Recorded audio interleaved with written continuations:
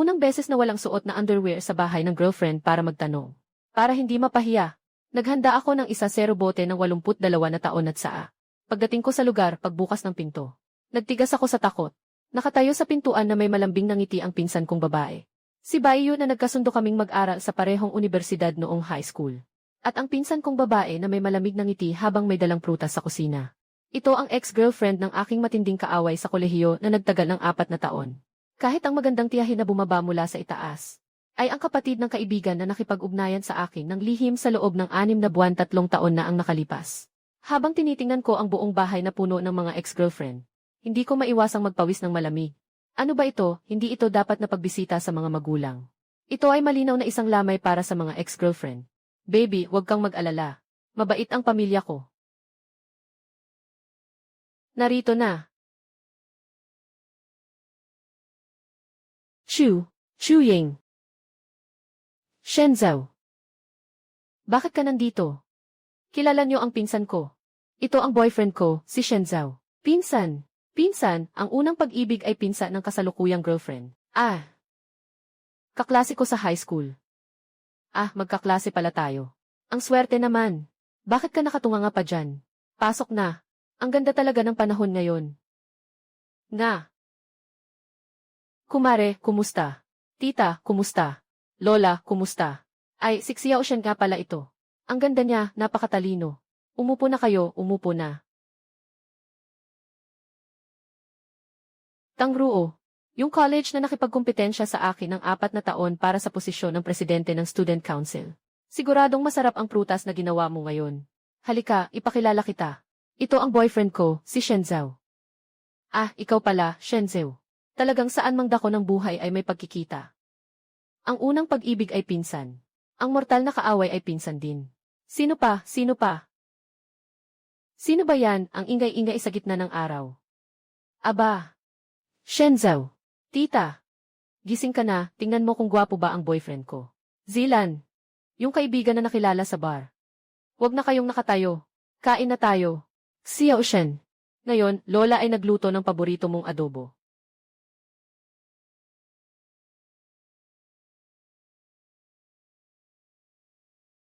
Salamat, kuya. Sabi ni King, nagsusugal ka daw. May kinabukasan ang kabataan. Hinala mo lang iyan, kuya. Basta maliit na pagtitipid lang para makakain. Kuya, hindi tama ang sinabi mo. Hindi basta-basta si Xiao Shen. Napakahusay niya. Tama ba, Xiao Zhu? Tita, parang nagkamali ka. Bakit parang naaalala kong hindi maganda ang grado ni Shenzhou sa kolehiyo? Laging mahihirap na asignatura ang pinipili.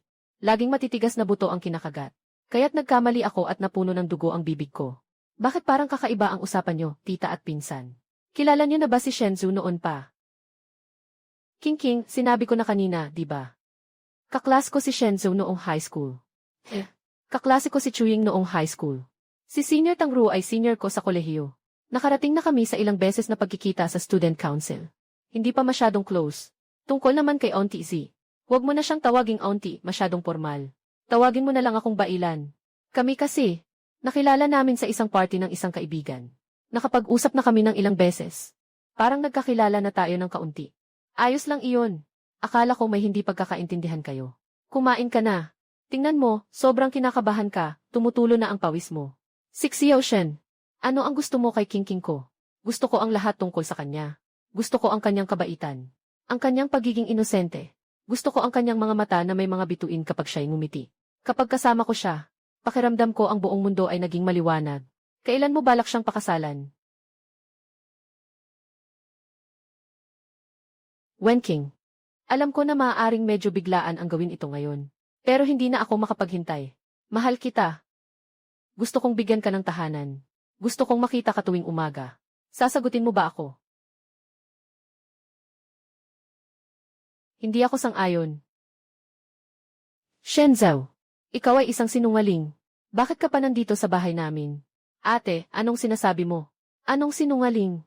Kilala mo rin si Shenzhou. Kilala, hindi lang basta kilala. Siya ang ex-boyfriend ko. Siya rin ang ex-boyfriend ng ate mong si Chuying. At siya rin ang ex-boyfriend ng tiyahin mo. Wenyu, totoo ba ang sinasabi mo? Ano ba talaga ang nangyayari dito? Ate, pasensya na. Totoo ang sinasabi ni Xiaoyu.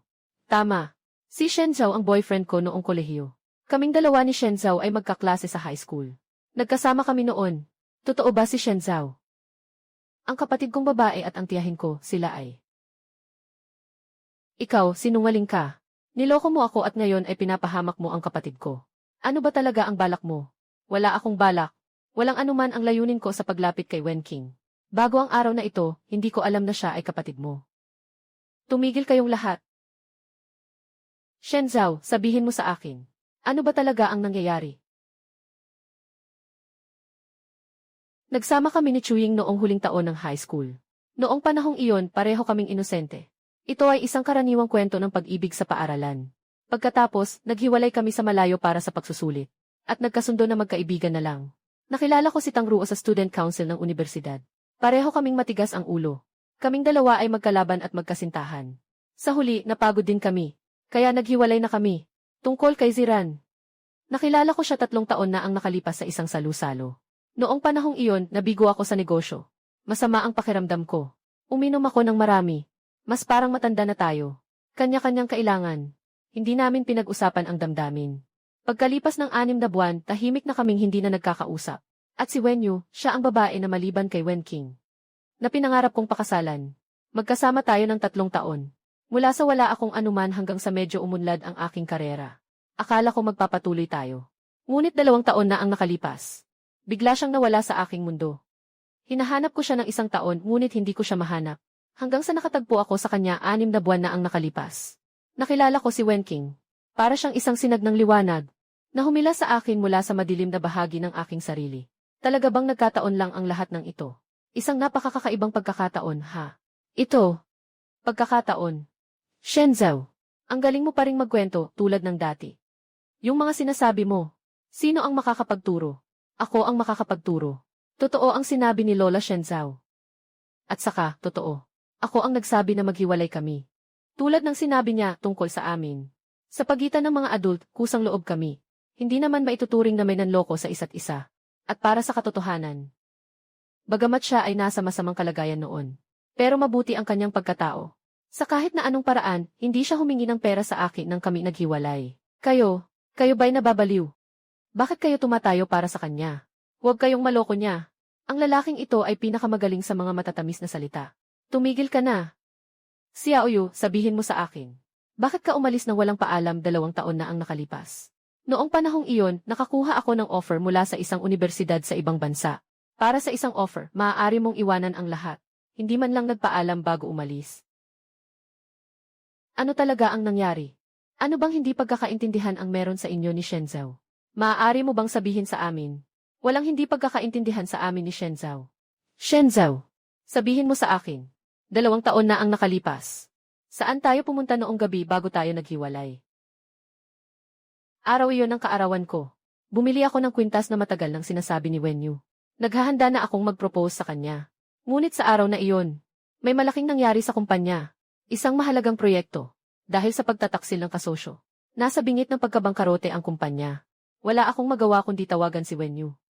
Xiaoyu, may emergency sa kumpanya. Hindi na magdiriwang ng kaarawan. Ayos lang yan. Mas importante ang trabaho. Magpakaabala ka muna.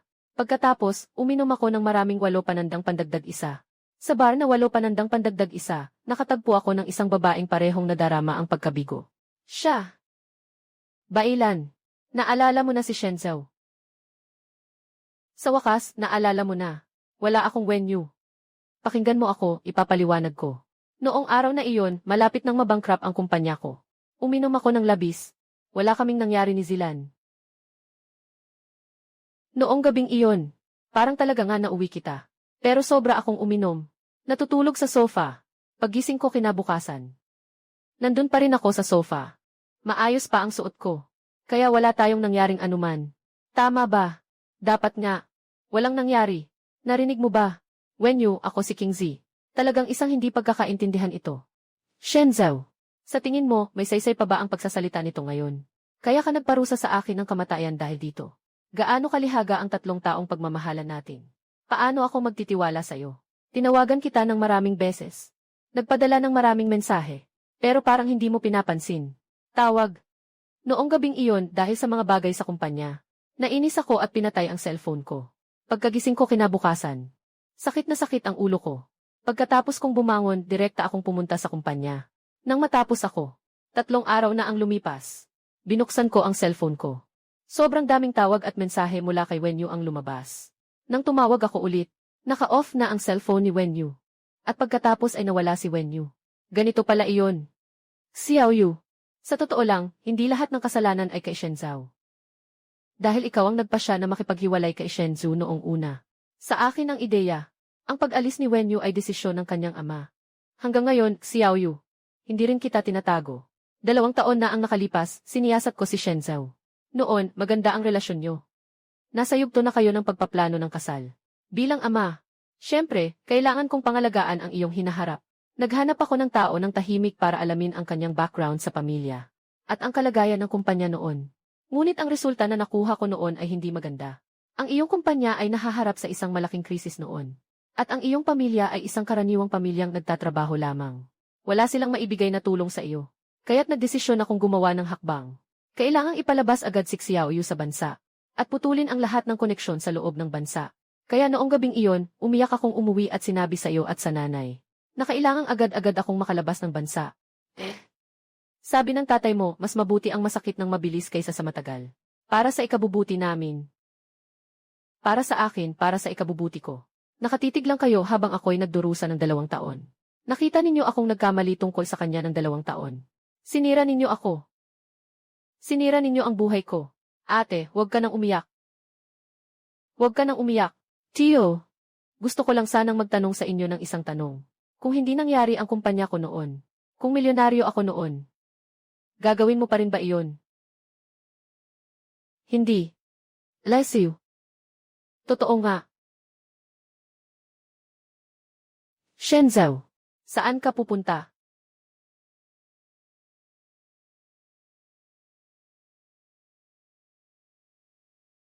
Hello, ako ito. May kailangan ba si Ate Bailan? Bakit, hindi ba pwedeng tumawag kahit walang dahilan? Nakikita ko yung hitsura mo kanina, parang nawawala sa sarili.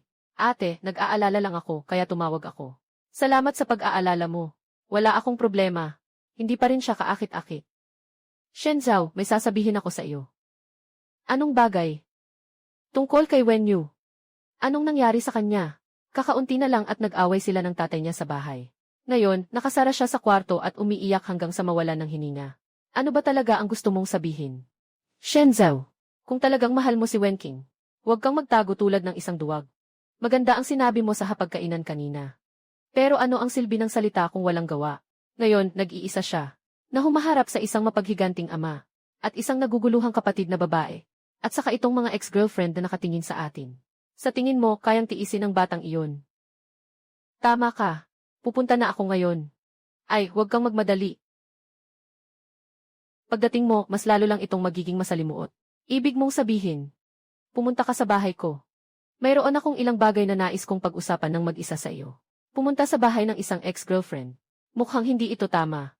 Ngunit sinasabi ng aking kutob, mukhang may alam si Bailan na hindi ko alam.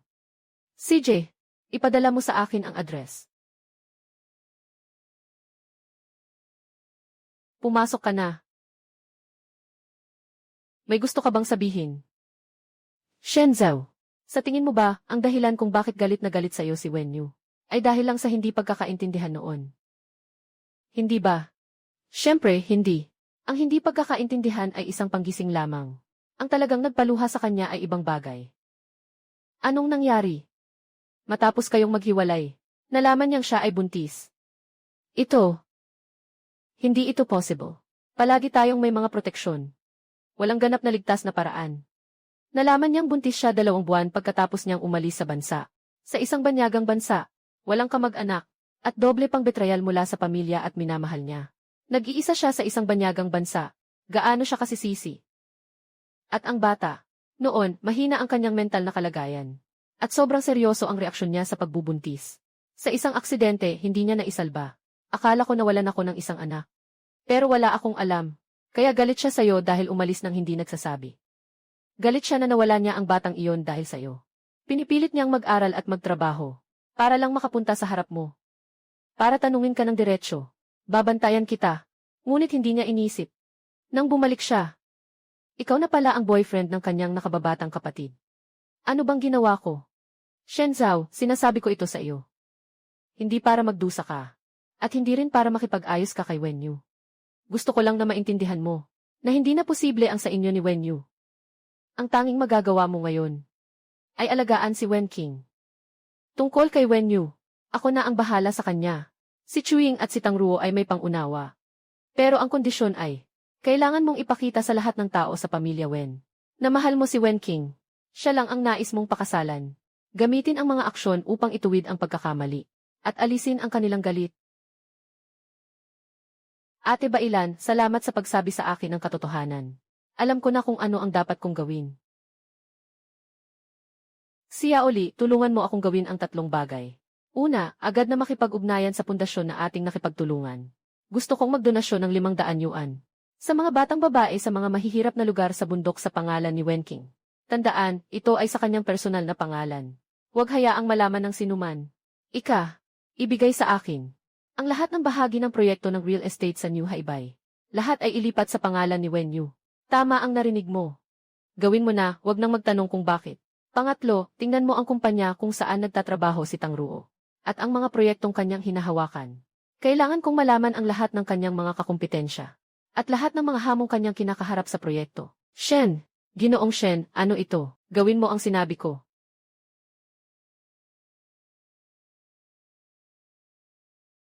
Siya ba? Si Shen Zhao. Ako si Chuying. Shen Zhao, ako. Gusto ko lang sanang magpasalamat sa'yo. Nakatanggap na ako ng bayad para sa operasyon ng nanay ko, salamat sa'yo.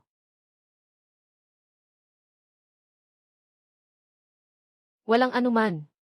Maliit na bagay lang. Hindi ito madali para sa aming pamilya. Shen Zhao, alam kong mabait kang tao. Noong mga panahong iyon, ako ang may kasalanan sa iyo. Ikaw at King King. Dapat kayong magkasama ng maayos. Tutulungan kitang kausapin ang pinsan ko. Si Chuying ay kasing mabait pa rin tulad ng dati. Tama ang unang hakbang ko sa laro.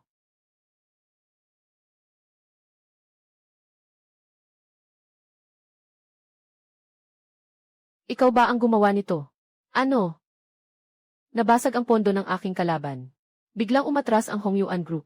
Sila ang kusang umalis sa bidding. Huwag mong sabihing ito ay isang pagkakataon. Ginawa ko ang nararapat kong gawin. Kahit hindi tayo maging magkasintahan, hindi naman tayo kailangang maging magkaaway. Hindi ba? Isipin mo na lang na may utang na loob ako sa'yo. Ayos lang. Nakuha ko na ang pinakamahirap na buto kay Tang Ruo. Ngayon, 2 na lang ang natitirang pinakamahalaga. Si Ginoong Shen sa ibaba. May isang babae sa ibaba na naghahanap sa iyo. Sabi niya ang pangalan niya ay Wen Yu. Bumaba siya para hanapin ako. Papasukin mo siya.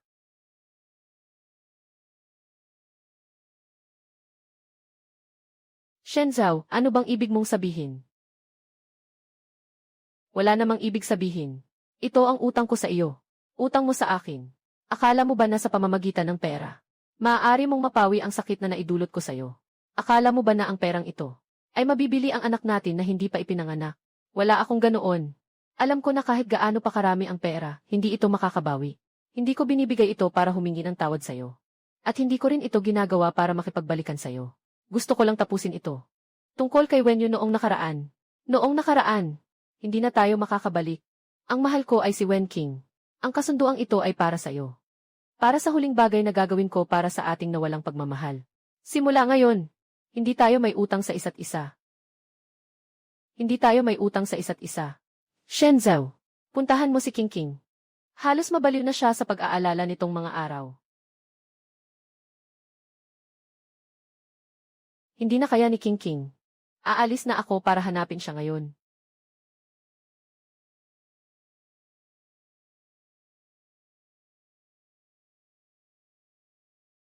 Gusto bang lumipat ng bahay ang pamilya ni Shifu? Narinig ko na pupunta sila sa ibang bansa. Naibenta na ang bahay. Pupunta sa ibang bansa, naibenta na ang bahay. Impossible, hindi ito possible. Dahan-dahan, dahan-dahan. Maingat na hawakan. Shen Zhao. Tio. Nasaan si Wen Qing? Nasa itaas siya, nag-aayos ng mga bagay.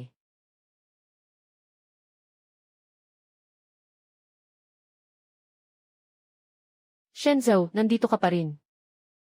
Bakit ka aalis? Bakit ka umalis ng walang paalam? Wala akong umalis ng walang paalam. Nag-iwan ako ng sulat sa resepsyon ng kumpanya mo. Ayokong sulat. Gusto lang kita. Wenking, huwag kang umalis. Pakiusap, huwag kang umalis. Alam mo ba na sa mga nakaraang araw, halos mabaliw na ako sa pagkamiss sa'yo. Lahat ng tao, kasama si Shenzhou, gusto akong makipaghiwalay sa'yo. Ayokong iwan ka. Wenking, tumingin ka sa akin. Makinig ka ng mabuti.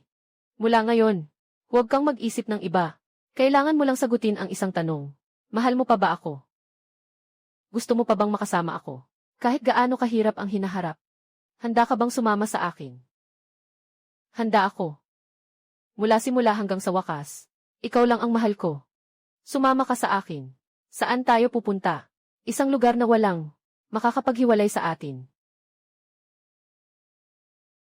Shenzhou, saan mo dadalhin ang anak kong babae? Tio, dadalhin ko siya sa lugar na dapat namin puntahan. Walang pakialam. Wenking, lumapit ka dito. Kung susubukan mong sumama sa kanya ngayon, hindi ka na magiging anak na babae ng Wen pamilya. Tio, hindi mo kailangang gamitin ito para manghamon sa kanya. Dahil mula ngayon, si Wenking ay asawa ko, si Shenzhou. Sa kanyang talaan ng bahay, pangalan ko lang ang nakalista. Kayo, kailan? Sa umaga mismo ng araw na ito. Bago ako pumunta dito. Nangahas ba kayong itago sa pamilya at pumunta kami para magparehistro? Nangahas ako. Ikaw na rebeldeng babae. Tito, siya ngayon ang asawa ko. Hindi ko papayagang may gumalaw man lang sa kanya. Hayaan mong dalhin niya si Kingking. Shenzhou, tandaan mo ang mga sinasabi mo ngayon. Kung gagawin mong masama si Kingking. Kahit pa tumakbo ka sa dulo ng mundo, hindi ko rin palalampasin ang pamilya ng Wen. Lola, huwag kang mag-alala. Sisikapin kong alagaan si Wenking. Mag-ingat ka. Mahal kita, mahal din kita, mahal kita, mahal din kita. Nagtanan kami ni Wenking. Hindi kami pumunta sa malalayong dako. Nakatira kami sa isang malaking apartment na may tanawin ng ilog na nakapangalan sa akin. Wala nang hadlang mula sa pamilya. Ang buhay namin ni Wenking ay matamis na parang nasa loob ng garapon ng pulot.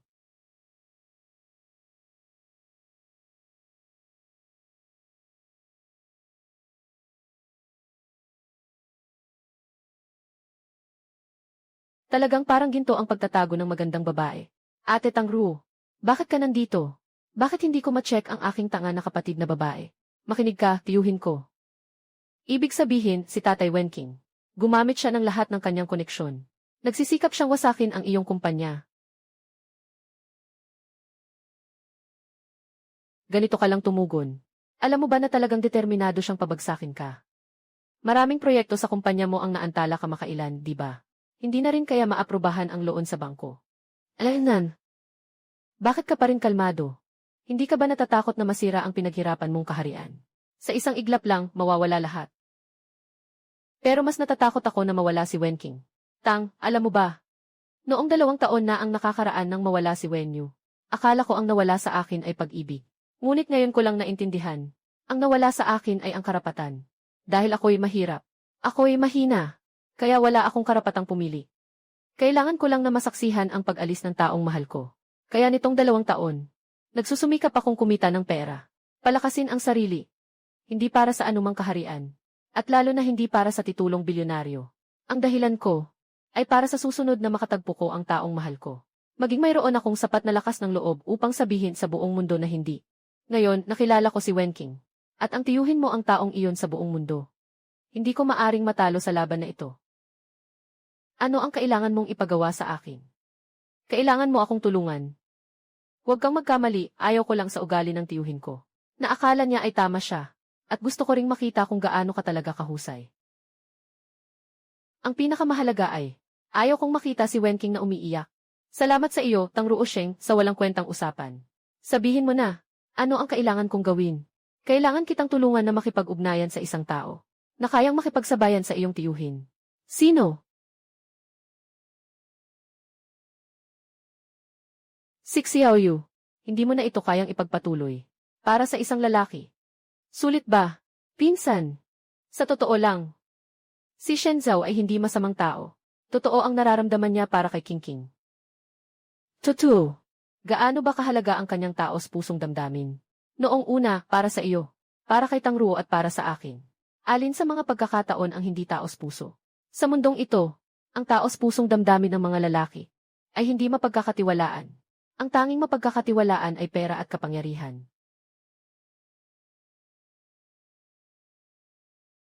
Hello. Si Wang ba ito? Ako ito, si Wen Yu. Tungkol sa lupa sa timog ng lungsod. Nagpa siya ang Tianjin Group na makipagtulungan sa inyo. Asawa, hayaan mong tulungan kita. Maglagay ng kaunti nito. Gaano karaming asukal ang ilalagay? Ayon sa resipe. Mga 2 kutsara ng asukal. Sapat na ba ito?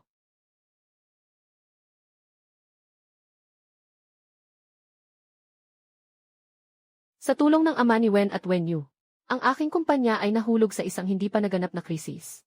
Gumamit si Wen ng mga koneksyon upang madalas na suriin ng mga kaugnay na departamento. Ang proyekto ay ganap na huminto. Sa loob lamang ng kalahating buwan, humantong Tech naglaho ang halaga ng halos 3 bilyon. Naging katatawanan na rin ako sa mundo ng negosyo. Sabi ng lahat, si Shen Zhao ay nainis sa isang tao na hindi niya dapat pinagselosan. Qingqing, inumin mo na itong mainit na pulang asukal na tubig. Talagang hindi ko na alam ang gagawin ko. Sobrang natatakot ako. Gago, hindi ito tungkol sa'yo.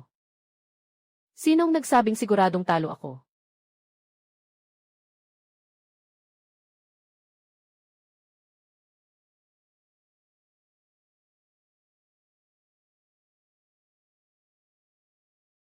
Bakit ka pa nandito? Gusto mo bang makita kung paano ka mamamatay? Opisyal nang nagsimula ang taunang bidding conference. Ngayon, pakilabas ng inyong huling alok ang 2 kumpanya. 8.8 bilyon zero. Nag-aalok ako ng 1 piso. Anong nangyayari dito? Kababawan, ito ay talagang kalokohan. Shen Zhao, talagang pinahanga mo ako. Akala ko mamamatay ka man lang na parang isang lalaki. Hindi ko akalain na pipiliin mong maging isang payaso. Napaka-interesante ng alok na ito.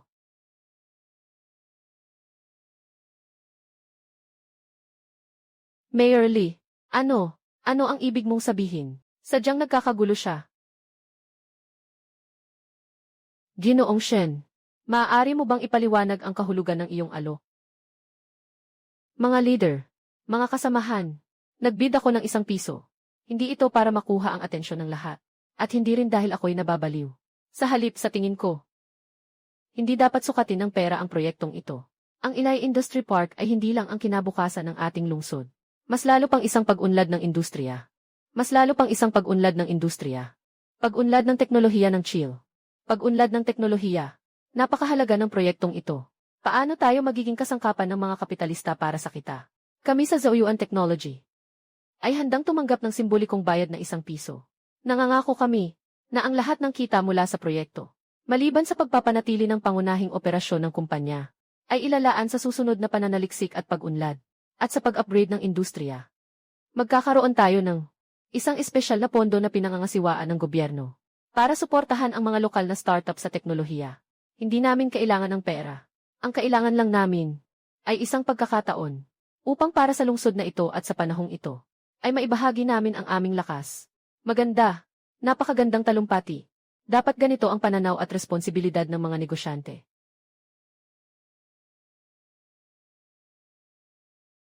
Ipinahayag ko ang proyekto ng Ilay Industrial Park sa Timog Lungsod. Ang huling nagwagi ay Zhaoyuan Technology. Hahaha. Ang presyo ng stock ng Zhaoyuan Technology ay bumangon mula sa ilalim. Tumaas ang halaga ng merkado. Nabasag ang pondo ng Tianjin Group. Bumagsak ang presyo ng stock. Nagbitiw si Wen Yu sa kanyang posisyon. Shen Zhao, tingnan mo rito. Maraming magagandang kabibe dito. Asawa, ano sa tingin mo? Magugustuhan din kaya ng ating anak ang mangolekta ng mga kabibe? Sino ang may balak na makipag-anak sa iyo? Nakakahiya naman.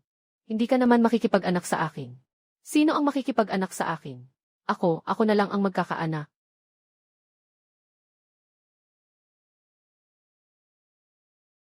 Anong nangyari? Doon sa South City Industrial Park, biglang huminto ang kontratista. Yung kumpanya na nagbibigay sa atin ng pangunahing materyales. 3 araw na ang nakalipas ng bilhin ng isang kumpanya na tinatawag na Hengyuan. Ngayon ay nagtaas sila ng presyo. Humihiling silang muling pag-usapan ang kontrata. 3 beses na ang presyo. Hengyuan. Sino ang legal na kinatawan ng Hengyuan? Ngunit may balita na, ang tunay na nagkokontrol sa likod nito ay, ito ang Tianheng Group. Naiintindihan ko na. Ano nang nangyari, may problema ba sa kumpanya? Maliit na bagay, kaya kong ayusin. Huwag mag-alala.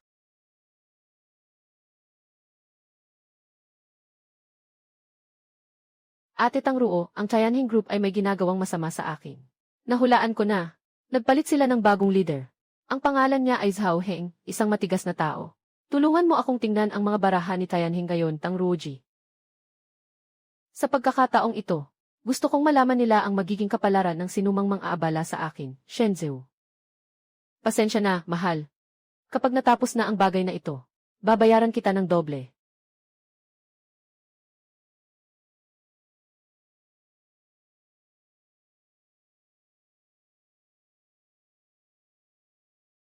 Ginoong Shen. Nakatigil ang trabaho sa timog ng lungsod. Araw-araw ay nawawala ng halos 10 milyon. Kung patuloy pa itong magtatagal, hindi lang tayo magbabayad ng penalty. Maaari ring magkaroon ng problema sa utang sa bangko. Ano ang sinabi ng mga supplier ng materyales? Sabi ng supplier, kailangan doblehin ang presyo. Kung hindi, hindi sila magbibigay ng supply. Sinabi pa nilang malapit nang bumagsak ang Zhouyuan technology. Sino ang nagbibigay sa kanila ng lakas? Ginoong Shen, sa tingin ko hindi ito basta-basta. Narinig ko na sa Tianheng. Kamakailan lang ay madalas nilang kinakausap ang ilang malalaking kliyente natin. Parang nagkukunwari silang nag-imbestiga. At pati sa loob ng kumpanya natin. Parang may mga taong nabili na rin. Alam ko na ang tungkol dito. Naiwan si Lao Zhao at si Xiaoli pagkatapos ng pulong. May paraan ba sa panig ng construction team ni Lao Zhu na makaiwas sa supplier na iyon? Meron, may alternatibong plano. Ngunit mataas ang gastos. At nangangailangan ito ng oras. Pinakamabilis, aabuti ng kalahating buwan bago makuha ang materyales. Masyadong mahaba ang kalahating buwan. Wala tayong gaanong oras. Kailangan nating kumuha ng mga kalakal mula sa ibang mga channel. Ngunit ang channel na ito ay nangangailangan ng isang tao na makipag-usap. At saka, ang kabilang panig ay hindi madaling kausapin. Sino? Isang tao na tinatawag na Longje. May malaking impluwensya siya sa timog ng lungsod. May hawak siyang maraming espesyal na paraan ng pagpasok ng kalakal. Pero hindi maganda ang reputasyon niya. At saka, ano pa? Parang may koneksyon din siya kay Tianheng. Isa pa siyang taong may kaugnayan kay Tianheng. Mukhang mas komplikado ang laban na ito kaysa sa inaasahan ko. Ibigay mo sa akin ang kontak niya. Pupunta ako para makilala siya. Ginoong Shen, ikaw mismo ang pupunta. Napakadelikado nito. Huwag kang mag-alala tungkol sa taong iyon. Alam ko ang aking limitasyon. Tulungan mo akong mag-ayos ng oras.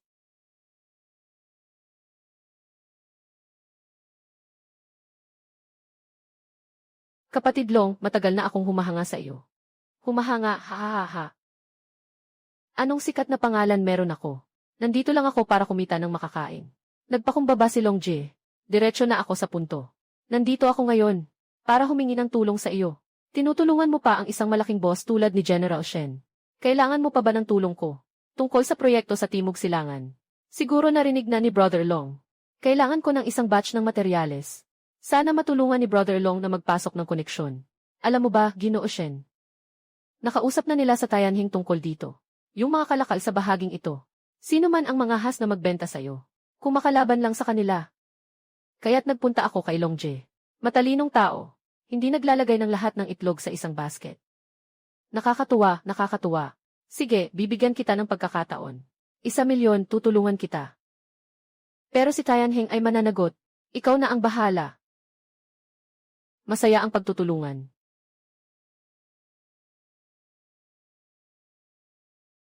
Makati si Ginoong Shen, totoo ba siya? Bakit parang iniisip ko na siya ay kumikita sa dalawang panig? Hindi siya maaasahan. Ngunit may silbi siya. Li, tandaan mo. Walang permanenteng kaibigan sa negosyo. Walang mga kaaway na panghabang buhay. Tanging mga interes lamang ang panghabang buhay. Basta't sapat ang ibinibigay kong pondo. Hindi siya lilipat sa Tianheng. Ngunit nag-alok siya ng 1 milyon. Kung ang 1 milyon ay makakasolusyon sa problema sa materyales. Sobrang mura niyan.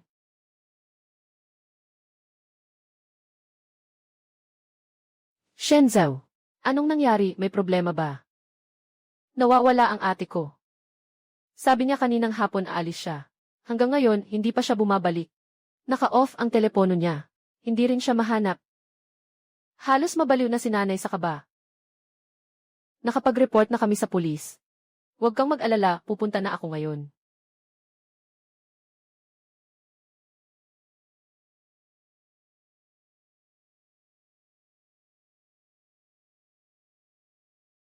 Anong nangyari?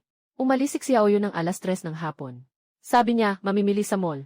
Pero hanggang gabi, hindi pa siya bumabalik. Tinawagan ko siya, naka-off ang phone. Hindi siya kailanman ganito. Kamusta ang estado niya kamakailan? Hindi maganda. Simula nang mag-resign siya, palagi na siyang nakakulong sa kwarto.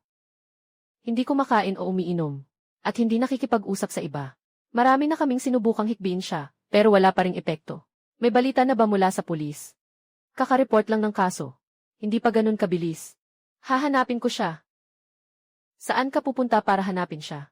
Sa mga lugar na madalas niyang pinupuntahan dati. Maghintay ka na lang sa bahay ng balita. Agad mo akong ipaalam kung may nangyari.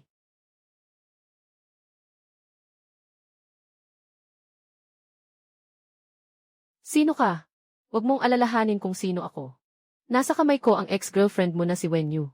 Anong sinasabi mo? Sinasabi ko ng malinaw. Nasa kamay ko si Wenyu. Kung gusto mong mabuhay siya, sundin mo ang sinasabi ko. Sino ka ba talaga? Ano ang gusto mo?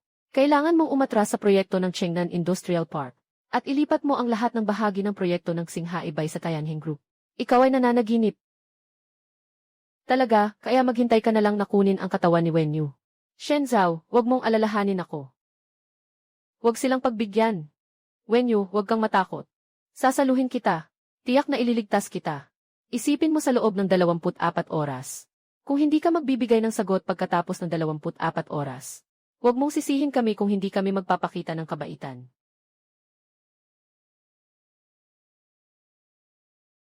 Inagaw si Wenyu. Gawa ni Tianheng. Sigurado ka ba talaga? Gusto nilang kunin ko ang proyekto sa timog ng lungsod. Kapalit ng Star Sea Project para sa tao. Itong mga hayop na ito. Ano ang balak mo? Tatawagan ko ang pulis. Hindi pwede, kaya nilang gawin yan. Siguradong handa na sila sa lahat ng bagay. Kung tatawag tayo sa pulis, maa-alarm ang mga ito. Delikado na si Wenyu. Ano sa tingin mo ang dapat gawin? Ibigay mo sa akin, matagal na akong naglalagi sa merkado. Kilala ko ang iba't ibang tao. Tutulungan kitang makahanap ng pinakamaasahang tao. Sa loob ng 24 na oras, tiyak na maililigtas si Wenyu. Pero, Shenzhou, makinig ka. Sinasabi ko, ang gagawin mo ngayon ay panatilihing kalmado si Tianheng. Sang-ayon sa kanilang mga kondisyon, mag-antala ng oras. Hindi ibig sabihin na pumayag ka para mapalampas sila. Sagot lang sa salita. Hindi naman talaga kailangan mong pumirma. Kung ayaw mong pumayag ngayon, anong gagawin nila kung magwala sila? Una, panatilihin mo silang stable. Iwanan mo na ang natitira sa akin. Sige, umaasa ako sa iyo. Tang, huwag ka nang mag-aksaya ng salita.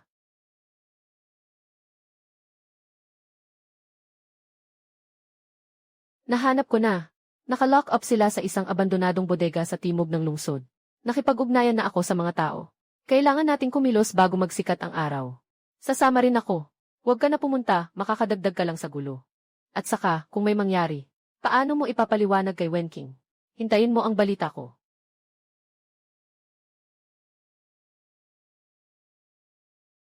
Kumusta? Ayos lang, medyo mahina lang. Shenzhou, gusto mo bang tingnan siya? Tulungan mo akong alagaan siya. Uwi na ako. Huwag nating ipag-alala si Wenking. CJ. Oh, may isa pang bagay. Ano iyon? Nalaman ko ang tungkol sa nagbihag kay Wenyu. Natagpuan ko na. Sino? Hindi taga Tianheng. Sila ang nagbayad para kunin ka. Pero yung leader, kilala mo siya. Sino? Kapatid na Long. Isang taong may mukha ng tao, puso ng hayop. Simula pa lang, plano na niyang saktan ako. Dahil hindi siya makatarungan. Huwag mo akong sisihin kung hindi ako makatarungan. Tangruo, tulungan mo akong hanapin ang eksaktong lokasyon ni Longjing ngayon. Anong balak mo? Gusto kong makipag-usap sa kanya. Shenzhou, huwag kang padalos-dalos. Ibigay mo na lang ito sa mga pulis para ayusin nila. Masyadong delikado kung ikaw lang mag-isa.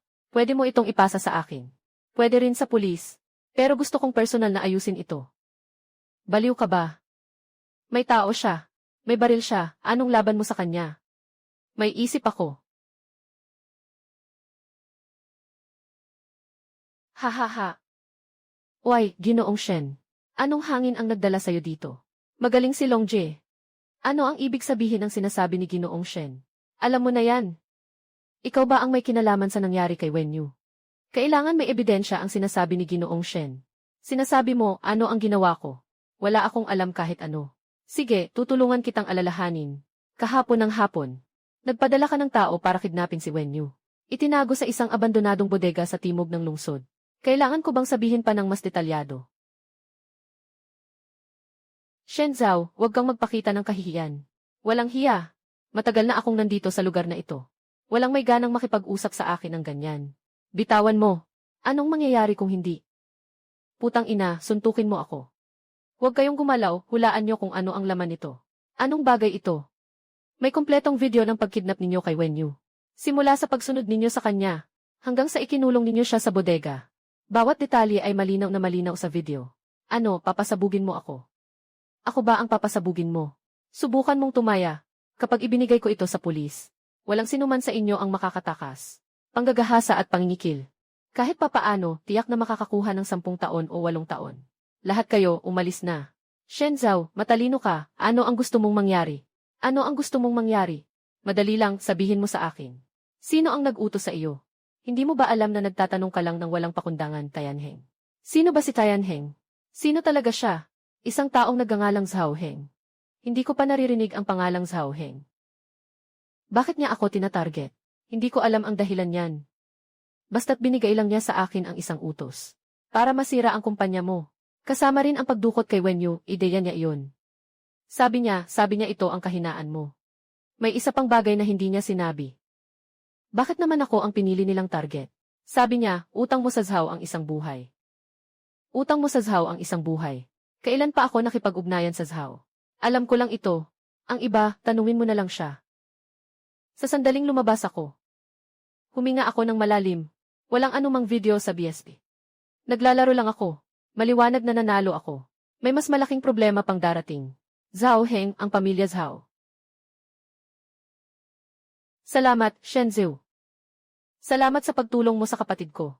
Tanga siya, pero kapatid ko siya. Shen Zhao, mag-isa kang pumunta kay Longje, delikado yan. Kaya ko to. Kung hindi lang si Tangruo ang nagpaalam sa amin ng maaga. Baka ngayon, hindi ka na nakatayo dito at nakikipag-usap sa akin. Sinabi na ba ni Tangruo sa inyo? Ano sa tingin mo? Sabi ni Tangruo na hindi ka mapipigilan. Kaya hayaan mo kaming dalhin ang tao doon. Kung may mangyari sa loob, mayroon tayong makakasalubong. Salamat sa iyo, Ate Bailan. Huwag kang magpasalamat kung talagang gusto mo. Sana'y pumayag ka sa isang bagay para sa akin. Ano iyon? Kapag may ganitong sitwasyon, huwag mo nang dalhin ito mag-isa. Tayo ay pamilya. Shen Zhao, natatakot ako. Natatakot sa anong bagay? Natatakot akong may mangyari sa iyo. Natatakot akong mag-isa kang sumubok tulad ng ginawa mo ngayon. Ano ang gagawin ko kung may mangyari sa iyo? Wala, nangangako ako. Ano ang ipinapangako mo? Napakadelikado ng ginawa mo ngayon. Alam mo ba iyon? Shen Zhao, makinig ka. Wala akong pakialam kung sino ang tinutulungan mo. Ano ang gagawin mo? Kailangan mong tandaan. Hindi ka na lang basta-basta tao lang tulad ko ngayon. Ikaw ang pangunahing haligi ng aming pamilya. Kung sakaling mangyari sa'yo ang hindi inaasahan, paano na kami ng mga anak natin? Anak, ikaw. Anak, anong sinasabi mo? Ako ay buntis. Talagang gusto kong sabihin sa'yo noong honeymoon sana. Ikaso, umuwi ka ng maaga. Magiging tatay na ako. Bitawan mo ako. Mag-ingat sa bata. Asawa, bakit hindi mo sinabi agad? Gusto kitang sorpresahin sana. Sdi, ang dami nang nangyari. Isang malaking sorpresa. Asawa, mahal na mahal kita. Mahal din kita. Kaya siguraduhing maganda ang kalagayan mo. Sige, pumapayag ako.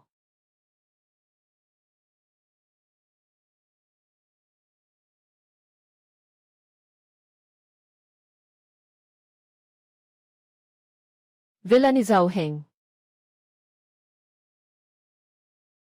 Pakiusap, hindi ko akalain na ikaw ang gagamitin mong lapitan ako. Akala ko mas maaga kang magrereklamo. Maaasahan ba ang reklamo? Sabihin mo na.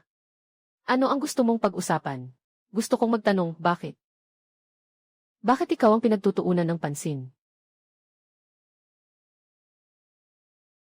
Kilala mo siya? Hindi. Siya si Zhao Xu. Aking ate siya. 5 taon na ang nakalipas, nagpakamatay siya sa pamamagitan ng pagtalon mula sa building. May kinalaman ba ang kamatayan niya sa akin? Hindi ito tungkol sa'yo. Pero may kinalaman ito sa iyong ama. Anong sinasabi mo? Sa iyong ama. Shen Jiangu. 5 taon na ang nakalipas. Siya ang Chief Financial Officer ng Zhao Group. Dinukot niya ang lahat ng pondo ng kumpanya. Nagresulta ito sa pagbagsak ng kumpanya. Nagalit ang tatay ko at nagka-stroke. Hindi na kinaya ng ate ko ang sakit. Nagtangkang magpakamatay sa pamamagitan ng pagtalon sa building. At ang iyong ama ay nawala kasama ang perang iyon. Hindi ako naniniwala sa mga sinasabi mo. Hindi naniniwala. Ito ang record ng reklamo noong araw. Ito ang desisyon ng korte. Ito ang record ng paglilipat ng lahat ng ari-arian ninyo. Ikaw na ang bahalat tingnan. Ngayon naiintindihan mo na. Hindi ako nandito para sa pera mo. Hindi para sa proyekto. Ang gusto ko ay dugo para sa dugo. May utang ang ama mo sa pamilyang Zhao. Gusto kong ikaw ang magbayad. Zhao Heng, tinatanggap ko ang pagkakamali ng ama ko. Gusto mong ako ang magbayad. Gusto mong ako ang mag-utang. Pwede, pero inagaw mo si Wen Yu. At ginulo ang aking pamilya. Ito ay lumampas na sa hangganan. Hindi dapat kasangkot ang mga inosenteng tao sa ating alitan. Inosente. Hindi ba inosente ang aking kapatid na babae? Hindi ba inosente ang aking ama? Bakit nila kailangang tiisin ang mga kasalanan na ginawa ng iyong ama? Shen Zhao, sabihin mo sa akin. Sino ang dapat kong lapitan para singilin ang utang na ito? Dapat ko bang hanapin ang iyong ama na tumakas na? O ikaw na? Na lumaki sa mga maruming pera niya. Zhao Heng, humihingi ako ng tawad sa iyo at sa iyong pamilya para sa aking ama. May silbi ba ang humingi ng tawad? Makakatulong ba ang paghingi ng tawad na buhayin si ate? Pero gagawin ko ang lahat para mapatawad kayo, mapatawad. Ano ang papalit sa kasalanan ko? Lahat ng ari-arian ko. Yung proyekto sa timog ng Zuyuan Tech City, Singhai Project. At lahat ng properties, stocks, at funds na pagmamay-ari ko.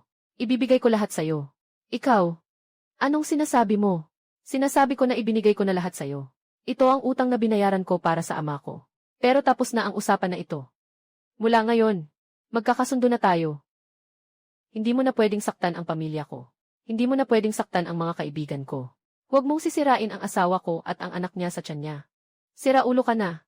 Yung mga bagay na yan, pinaghirapan mo ng mabuti. Anong pakialam ko? Kung mawala ang pera, pwede pa akong kumita ulit. Kung mawala ang kumpanya, pwede pa nating magbukas ulit. Pero ang pamilya ko, ang aking mahal, siya lang. Zhao Heng, alam kong galit ka sa akin. Pero ang galit ay hindi makakatulong sa kahit anong problema. Shen Zhao, alam mo ba? Gusto kitang patayin kahit sa panaginip. Matagal na kitang kinamumuhian. Ngayon na nakita kita. Ang unang pumasok sa isip ko ay gusto kitang halinhin. Pero yung sinabi mo kanina, naaalala ko ang kapatid kong babae. Binitiwan ni Zhao Heng ang galit hindi para sa akin, kundi para sa sarili mo. Nanonood ang kapatid mo mula sa langit. Siguradong ayaw niyang makita na naging ganyan ka ngayon.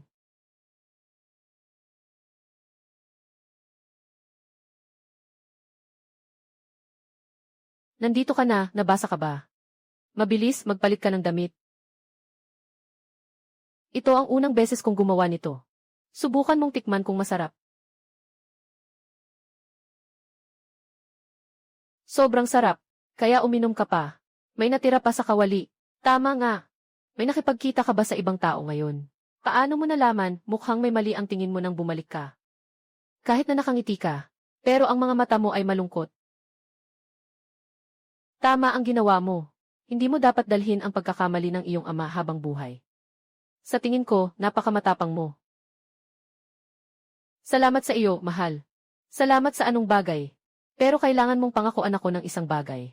Bago gumawa ng ganitong malaking desisyon, pwede bang makipag-usap ka muna sa akin? Isa rin ako sa pamilya na ito.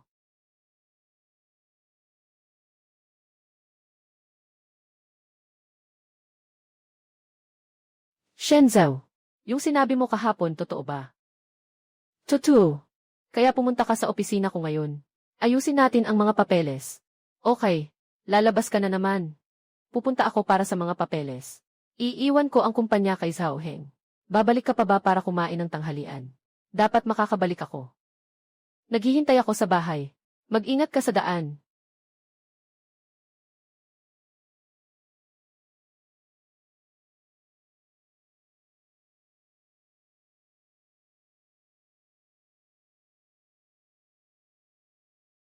Umupo ka na.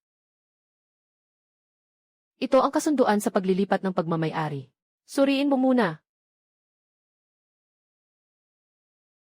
Walang problema. Sandali lang. Talagang naisip mo na ba ito? Ito ang mga bagay na pinaghirapan mong makuha. Naisip mo na ba? Ang sinabi ko ay hindi ko bawiin.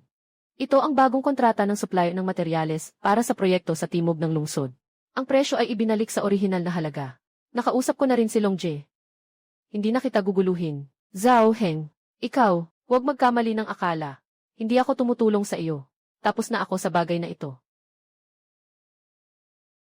Kagabi, isang buong gabi kong pinag-isipan ang sinabi mo. Tama ka. Matagal na akong nagdamdam, pagod na ako.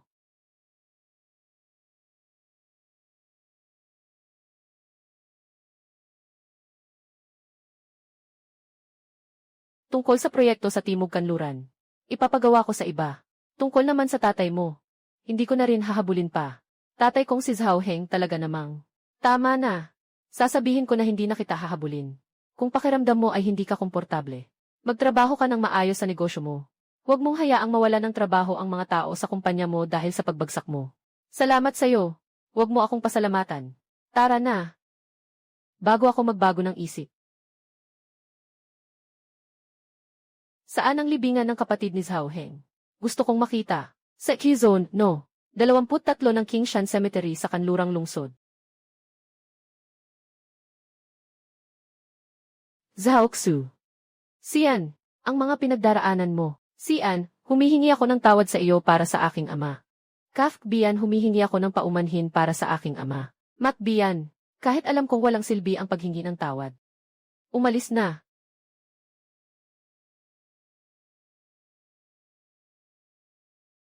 Shenzhou, nasaan ka? Libingan ng Kingshan. Kakatapos lang maglinis ng puntod ni Zhao Xu. Sa kay Zhao Heng, naayos na. Tinalikuran na niya ang pagsisiyasat, at ayaw na rin ng kumpanya ko. Ano? Talaga bang tinalikuran niya? Yung Zhao Heng na kilala ko, hindi naman ganun kadaling makipag-usap. Nagbabago ang tao. Nga, tama. Si Wenyu ay lumabas na ng ospital ngayon. Gusto mo bang pumunta at makita siya? Hindi na lang ako pupunta. Kailangan niya ng katahimikan. Kung pupunta ako, maaalala lang niya ang mga hindi magandang bagay. Sige na nga, may isa pang bagay. Yung inside man sa kumpanya niyo. Nalaman ko na. Sino? Yung assistant mo. Madam Sir. Alam ko na.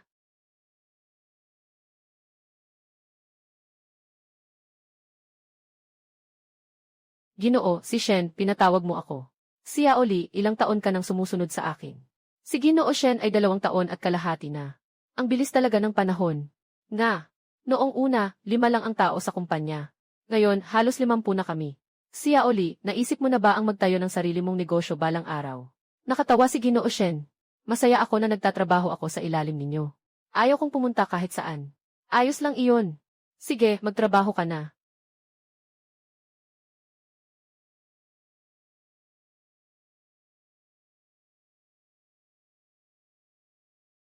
Nandito ka na. Salamat sa pagligtas sa akin. Walang anuman. Dapat lang. Shenzhou, wala kang dapat sa akin. Na dapat mong sabihin. Tinawag kita ngayon. Dahil gusto kong pag-usapan ito. Tungkol kay Zhao Heng. Alam ko na ito noon pa. Tungkol sa iyong ama. Nalaman ko na ang tungkol kay Zhao Xu. Pumasok ako sa Tianjin para kay Zhao Heng. Ngunit hindi ko inasahan. Mas mahirap palang harapin si Zhao Heng kaysa sa inaasahan ko. Matagal na akong nasa Tianjin. Wala akong nagawang anuman. Sa huli, nahuli pa niya ako. Binigyan niya ako ng banta. Kung hindi ako aalis sa Tianjin. Sinasaktan ka niya. Dahil dito ka nag-resign. Hindi lang dahil dito. Nakita ko rin ang isang napakabigat na bagay. Ang pangalan niya ay Wang Desheng. Siya ang tiyuhin ni Zhao Heng. Siya rin ang tunay na nasa likod ng Tianjin Group. Si Zhao Heng ay isa lamang piraso sa entablado. Ang talagang gustong bumagsak ka ay si Wang Desheng. Bakit? Dahil sa mga perang kinuha ng iyong ama noon. Hindi lang ito sa pamilya Zhao, kundi pati na rin kay Wang Desheng. Noon, ang iyong ama ang financial director ng Zhao Group. Si Wang Desheng ang pangalawang pinakamalaking shareholder ng Zhao Group. Sa perang kinuha ng iyong ama, halos 4% nito ay kay Wang Desheng. Ito ang nahanap ko sa bahay mo sa probinsya. Ito ang dayari ng tatay mo.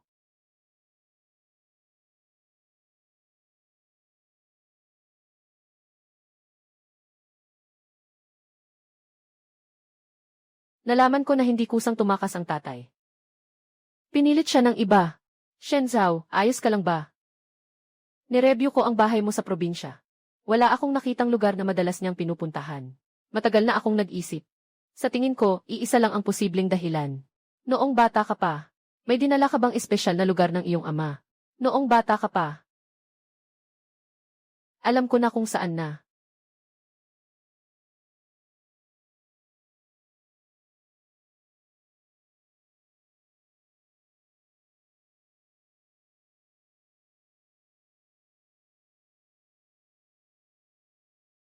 Shenzhou, anak ko.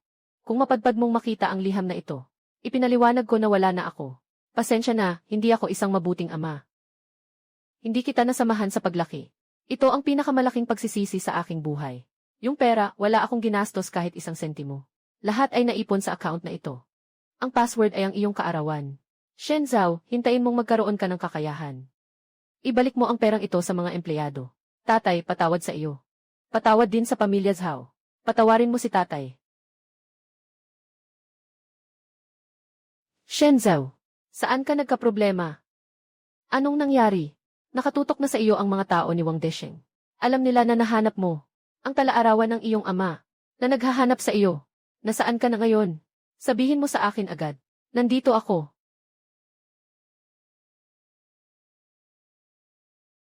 Si Shenzhou, di ba? Inutusan kami ni Ginoong Wang na kumuha ng ilang bagay. Maging matino ka at ibigay mo na ang kahon na bakal. Hala, panaginip lang yan. Walang hiya ka.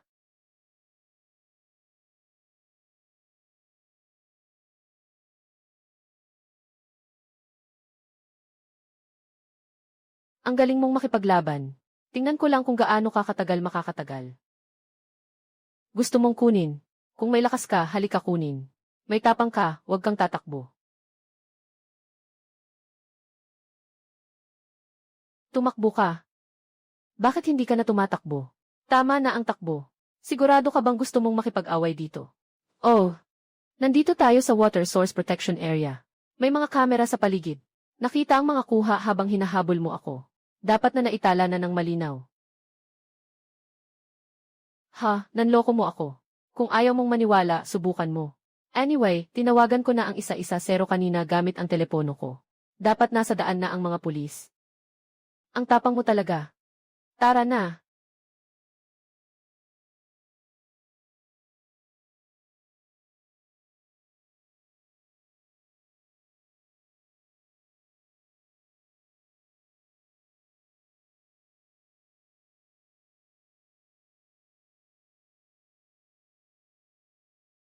Shenzhou, ayos ka lang ba? Kung ayos ka, bakit ka nandito? Tumawag si Tangruo sa akin. Sabi niya may panganib ka. Nang dumating ako, nakita kong may 3 tao na nagmamadaling bumaba mula sa bundok. Bumalik na tayo. May gusto akong sabihin sa'yo. Kaya't si Wang Desheng ay hindi mo tunay na tiyuhin. Tama. Siya ay pinsan ng nanay ko. Noong mga panahong iyon, pinilit niyang makisama sa pamilyang Zhao. Malambot ang puso ng nanay ko. Tinanggap siya. Pagkatapos niyang pumasok sa Zhao, nagsimula na siyang sumipsip ng yaman ng kumpanya. Tungkol sa iyong ama.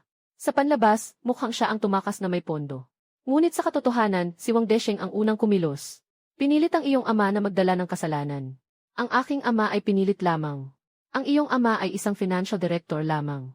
Wala siyang kapangyarihang ilipat ang ganitong kalaking pondo. Ang tunay na nag-operate ng perang iyon. Si Wang Desheng. Kailan mo ito nalaman? 2 taon na ang nakalipas. Nakita ko ang ilang mga talaan ng Zhao noong mga panahong iyon. Nadiskubre ko ang mga kalokohan ni Wang Desheng. Ngunit wala akong ebidensya. Kailangan kong magpanggap na wala akong alam. Patuloy na maging kanyang kasangkapan. Hanggang sa dumating ka, nasa paligid ka niya. Hindi lang dahil sa pera mo. Ang mas nakakatakot sa kanya ay ang talaarawan mo. Sa talaarawan ng iyong ama, naitala ang lahat ng hindi dapat malaman. Tungkol kay Wang Desheng sa mga nakaraang taon. Kahit na may 2 kaso ng pagpatay. Sa kabuuan, talaarawan at passbook. Kailangan mong ingatan ito. Mga bagay na ito ay ang tanging ebidensya para pabagsakin si Wang Desheng. Ano ang balak mong gawin? May plano ako. Ngunit kailangan ko ang iyong pakikipagtulungan. Kumpanya ni Tangruo. Halika. Sinabi ni Zhao Heng sa akin ang plano mo. Baliw ka. Siguro nga. Alam mo ba kung sino si Wang Desheng? May tao siya sa kamay. May baril. Kumakain ng itim at puti. Anong pagkakaiba ng paglalaro sa kanya sa ganitong laro at paghahanap ng kamatayan? Kaya kailangan ko ang tulong mo. Kailangan ko na tingnan mo. Gaano karaming ari-arian ang nailipat ni Wang Desheng sa mga nakaraang taon? At saan nagkaproblema ang kanyang chain ng pondo? Paano mo alam na may problema ang kanyang chain ng pondo? Hula lang kung walang problema ang kanyang chain ng pondo. Hindi siya magiging ganon kabilis na kailanganin ang perang iyon. Masyadong mabilis ang paglawak ng Tianjin Group kamakailan. Sigurado akong may kulang siyang pera sa isang lugar. Shen Zhao, kailan ka naging ganito kamatalino? Napilitan lang. Tulungan mo akong maghanap. Mas mabuti kung mas maaga.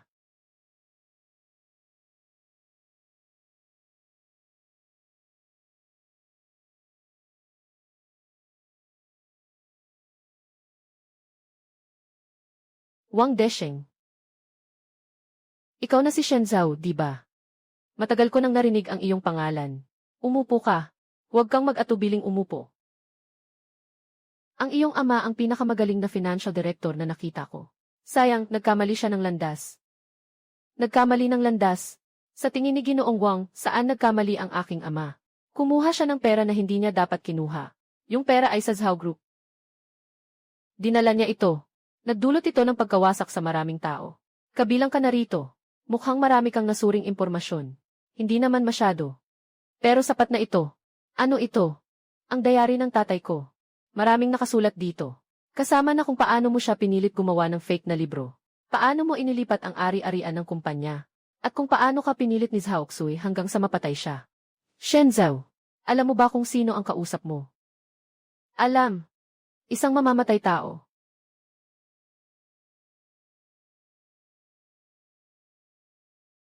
Akala mo ba sa isang sirang notebook mo ako matatakot? Maniwala ka, hindi kita papayagang makalabas sa gusaling ito. Naniniwala, pero bago ako dumating, naipasa ko na ang kopya ng tala-arawan sa 3 tao. Kung hindi ako makalabas, ang mga bagay na ito ay ipapadala sa istasyon ng pulis sa loob ng 24 na oras. Sa mga taga-usig at mga pangunahing media, kayo na ang maunang lumabas. Ano ang gusto mong mangyari? Madali lang. Ilipat ang pera na kinuha mula sa Zhao Group noong mga nakaraang taon. Ibalik mo lahat. Pangalawa, kailangan mong akuin ang nararapat na responsibilidad sa mga ginawa mo. Pinapapunta mo akong sumuko. Shen Zhao, masyado kang nainip. Akala mo ba sa isang diary lang matatalo mo ako? Siyempre, hindi sapat ang diary. Pero paano kung idagdag ito? Akala mo ba ay makakapangbanta ka sa akin gamit ang isang sirang notebook? Kayo, naglakas loob kayong gawin yan. Ginoong Wang, sinasabi ko sa iyo, kalmahin mo ang sarili mo. May kopya ako ng recording na ito, marami na. Kung makikipagtulungan ka, madali na ang lahat. Shen Zhao, mas matindi ka kaysa sa iyong ama.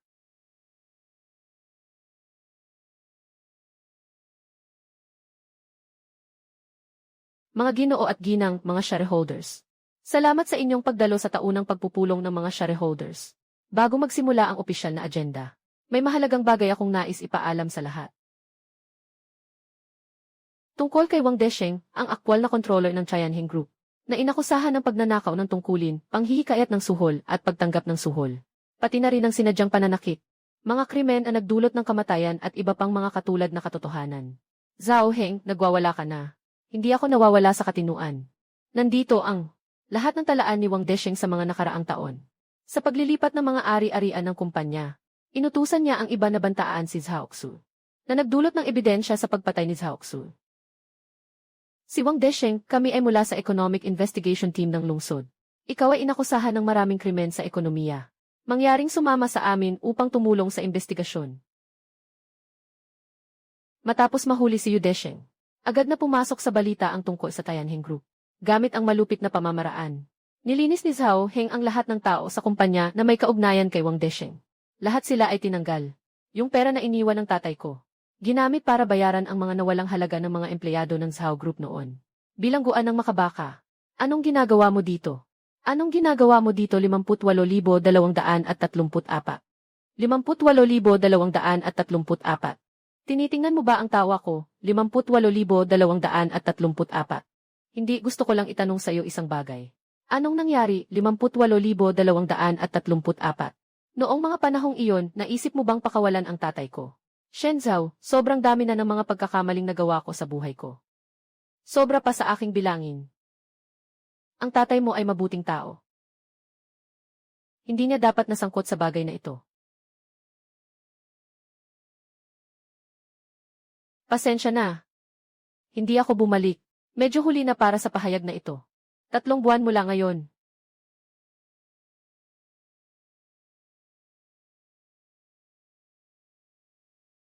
Shenzhou. Sabi mo, mabuti bang dito na lang tayo tumira sa hinaharap? Naman, susunod ako sa lahat ng plano mo. Paano ang kumpanya mo? Huwag kang mag-alala, maliit na tanga. Mas mahalaga ang makasama ka kaysa sa kahit ano.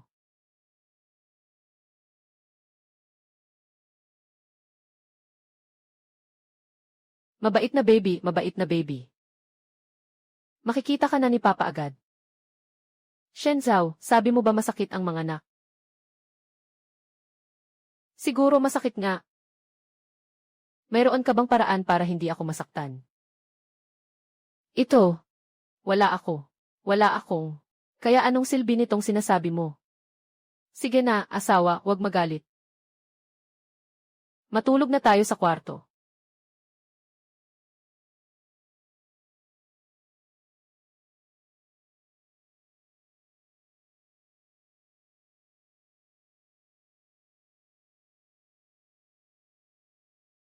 Andito ka na, Wenyu.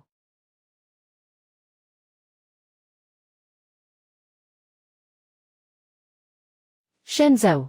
Salamat sa'yo. Bakit ka nagpasalamat? Salamat sa pagtulong mo kay Wenking. Kung wala ka, hindi siya magiging masaya. Siya ang asawa ko. Responsibilidad ko ang lahat ng ito. Alainan. Shenzhou. Aalis na ako. Saan ka pupunta? May isang unibersidad sa ibang bansa na nagpadala sa akin ng alok. Inaalok nila akong mag-aral ng psikolohiya. Gusto kong magpalit ng kapaligiran at magsimula muli. Ingat ka, Wenyu. Nakakaalis na ako. Talaga. Ayos. Naway magtagumpay ka sa lahat. Salamat. Shenzhou.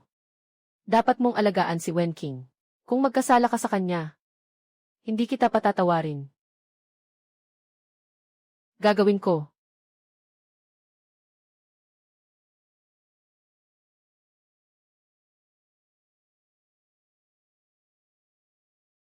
Shenzhou. King, anong nangyari? Mukhang manganganak na siya. King, darating na kami. Kapit lang. Kapit pa ng kaunti. Malapit na kami sa maternity room. Huwag kang mag-alala, tanga. Walang anuman. Huwag kang kabahan.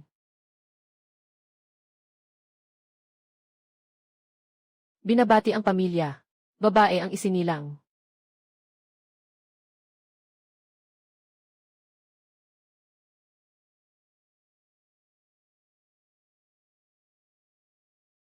Kamusta na si Wenking? Maganda ang kalagayan ng ina. Malapit na siyang makalabas. Shenzhou. Bakit ka umiiyak? Hindi ako umiiyak. Naliwanagan ang mata ko sa buhangin. Paano magkakaroon ng buhangin sa ospital, sir? Iyon ay dahil sa hangin ng aircon. Haha.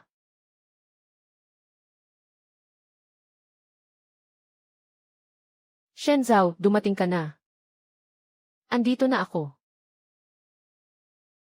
Salamat sa pagtatrabaho, mahal. Hindi mahirap. Anong pangalan ng batang ito? Pangalan niya ay Shenyan.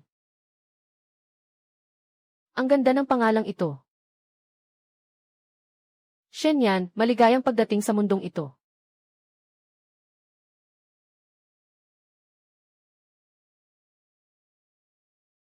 Little Shenyan. Ma, hawakan mo siya ng mahigpit, okay? Ako na ang magpapakuha sa inyo. Sige, sabay tayo ni Xiao Shenyan magpapakuha. Ayusin niyo ang posisyon. Magpapakuha na tayo. Ang ganda mo talaga, mahal. Isa pa, pakuha tayo ulit. Sa sandaling ito, tinitingnan ko ang harap na pagmamahal at si Xiao Shen. Puno ang aking puso ng kapanatagan at kalmado. Marahil ito na ang buhay na nais ko.